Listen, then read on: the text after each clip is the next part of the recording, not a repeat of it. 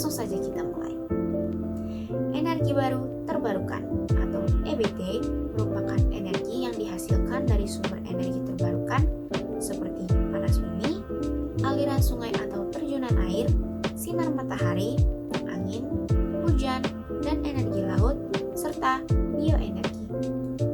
Untuk mendapatkan sedikit bayangan mengenai seberapa besar pembangunan EBT yang telah ada di Indonesia, mari kita lihat kapasitas terpasang pembangkit EBT per pulau yang tersebar di Indonesia per tahun 2019. Untuk di Pulau Sumatera, total dari pembangkit listrik EBT ada sekitar 4.323 MW, sedangkan di Pulau Kalimantan terdapat sekitar 346 MW.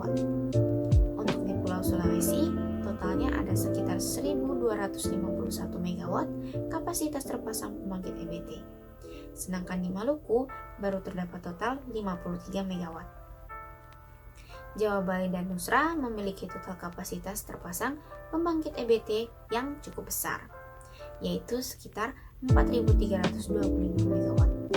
Sehingga total kapasitas terpasang pembangkit listrik dari EBT, baik yang off-grid maupun yang on-grid, adalah sekitar 10.298 MW atau 14,8% dari total kapasitas terpasang pembangkit tenaga listrik di Indonesia.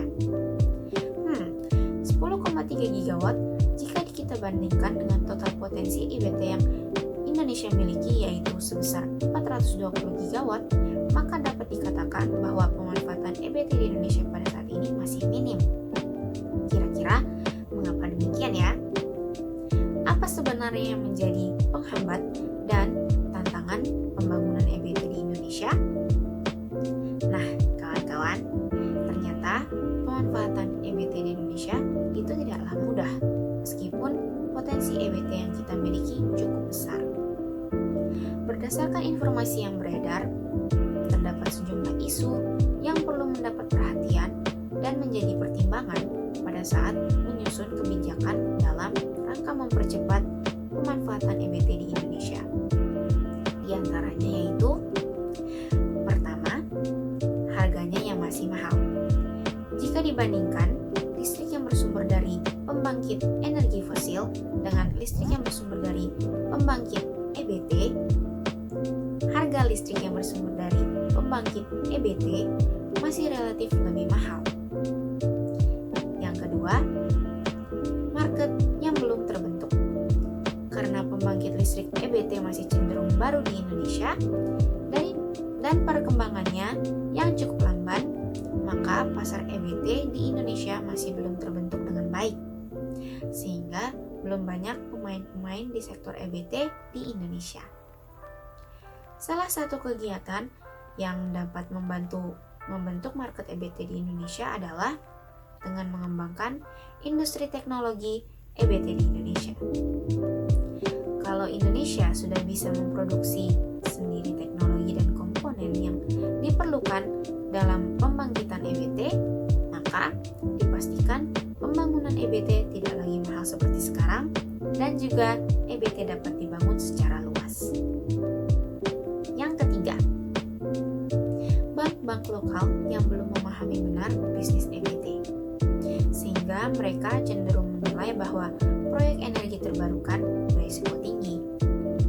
Akhirnya, bank-bank lokal masih enggan memberikan pinjaman kepada para developer EBT lokal.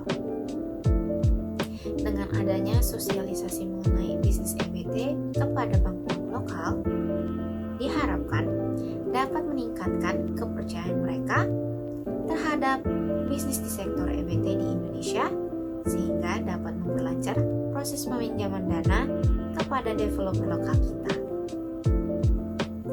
Hambatan keempat, yaitu jaringan listrik di Indonesia yang belum mendukung EBT. Salah satu sifat yang membuat listrik dari EBT ini berbeda adalah sifatnya yang intermittent. Sifat ini dimiliki oleh beberapa pembangkit seperti PLT Surya dan PLT Bayu. Karena sifatnya yang intermittent, maka seringkali kestabilan tegangan transmisi listrik yang dimiliki oleh PLN terganggu karena grid kita saat ini masih belum siap menghadapi sifat intermittent tadi.